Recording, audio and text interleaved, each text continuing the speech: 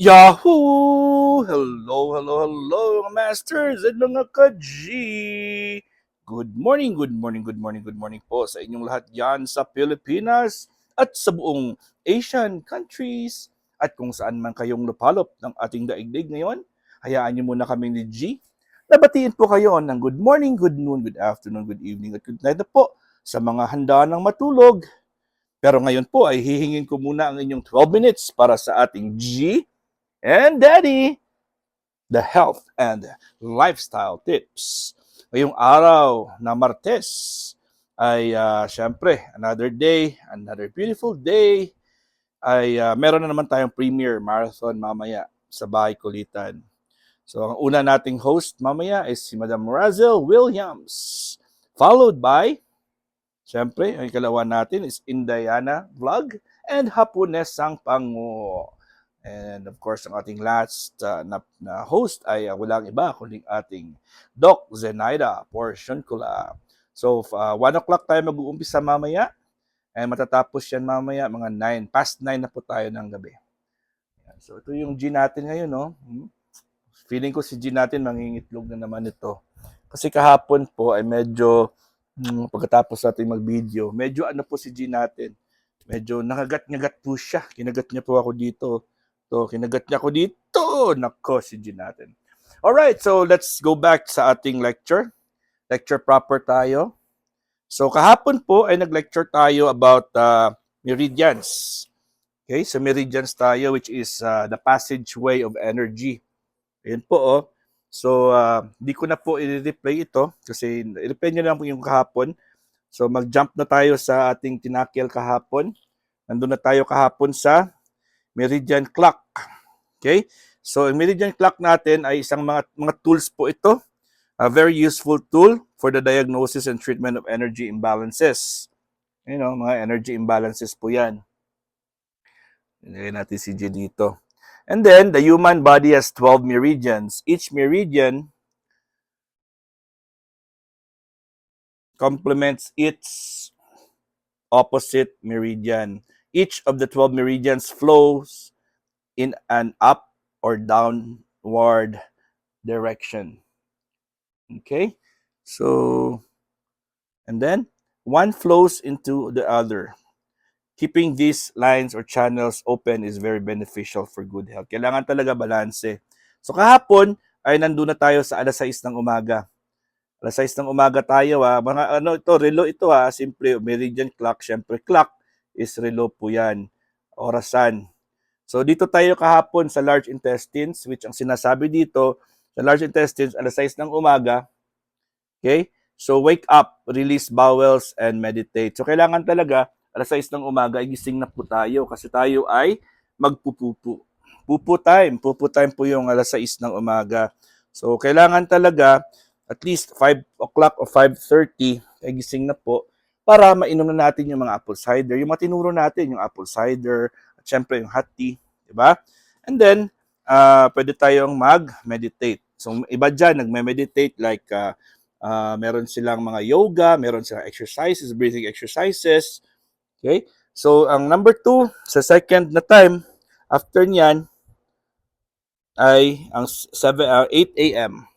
Sa 8 a.m. naman, ito po, the stomach is active. It's time to eat breakfast. Kailangan po tayong kumain ng breakfast around that time. Okay? So, good concentration and walk.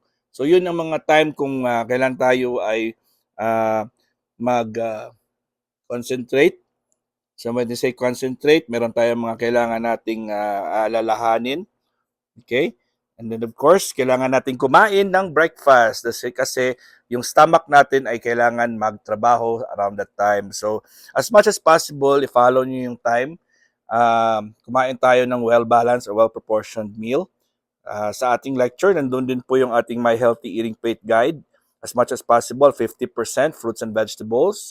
And on the other side will be more grains, darker grains than proteins. Okay, so let's go. Let's move. So by 10 o'clock, yung spleen naman natin is active.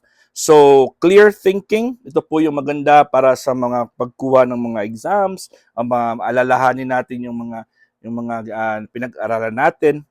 And the spleen converts food to chi. So kung ano man yung kinain mo dito, 8 o'clock, stomach, may mga materials yun, may mga nutrients po yan na madaling ma-absorb. So yun ang gagamitin ng katawan natin bilang energy. The food spleen converts food into chi. So ang problema dyan, pag hindi kayo kumain ng breakfast at kape lang pong ininom mo, yung chi na gagamitin, walang food, chi, caffeine lang yung kukunin dyan, yung gagamitin. So wala talagang food na makakonvert into chi. Parang dinaya mo yung katawan mo. So energy mo ay manggagaling sa caffeine. Ang caffeine po ay increases cortisol. So hindi po advisable na yung pinakaunang chemical or na iinumin mo is coffee. Kasi caffeine is just equal increased cortisol, which is the stress hormone. Okay? Sweet ng gin natin, no?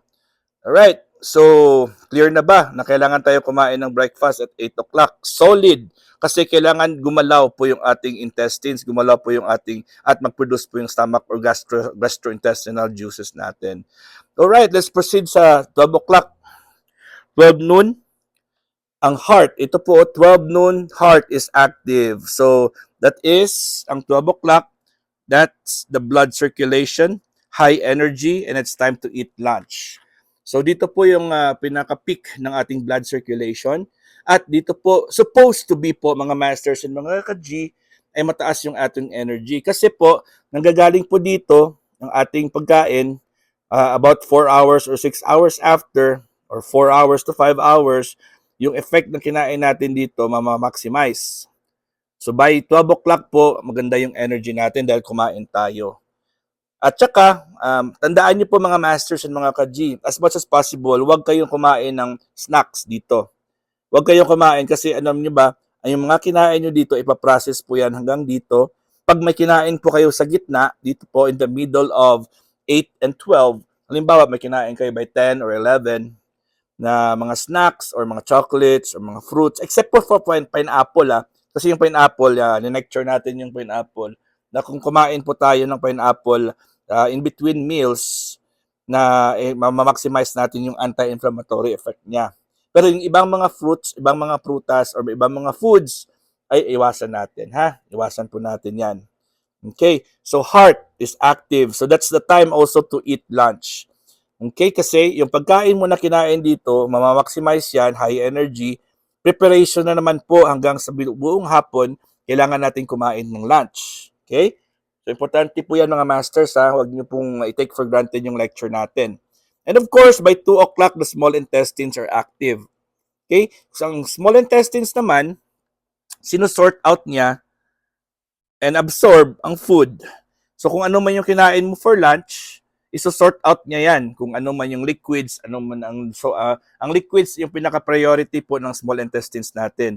I-segregate niya po yung liquids. Kaya po as much as possible, avoid nating uminom habang kumakain para hindi mahirapan po ang small intestines natin na i-sort out.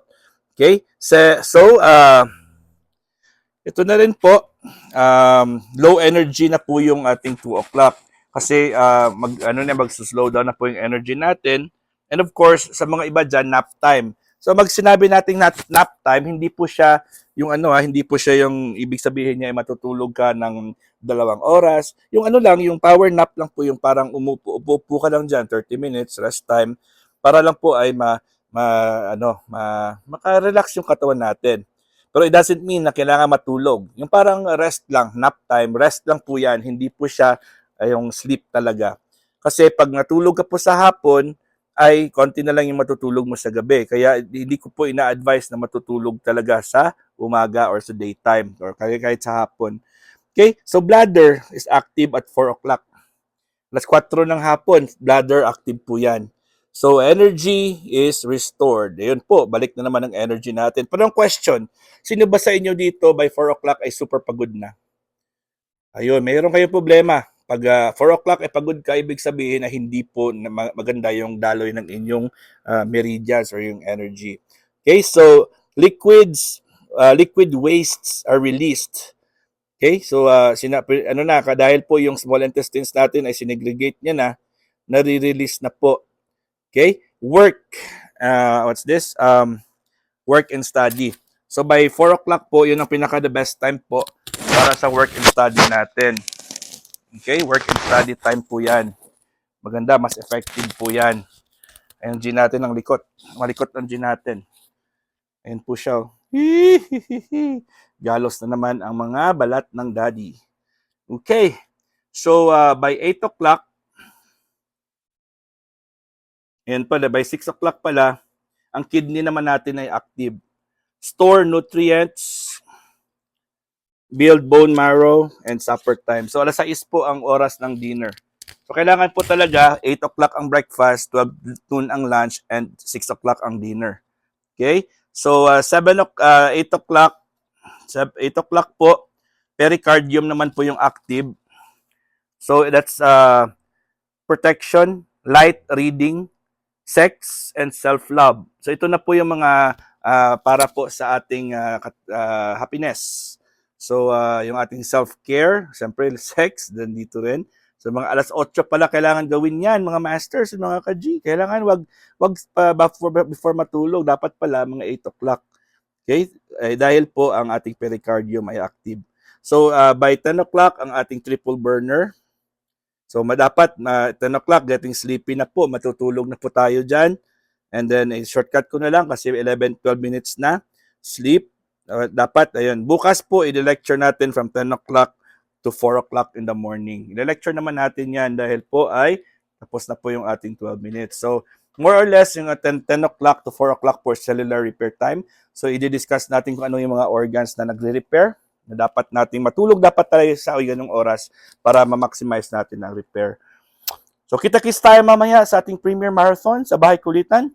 And again, this is your G and Master Worm. God is great.